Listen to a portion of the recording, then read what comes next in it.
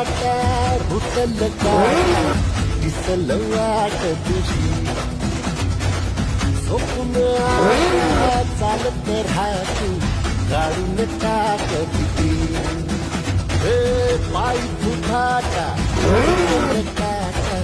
दिसल वाट तुझी झोपून आशा चालत राहतो काढून टाक भीती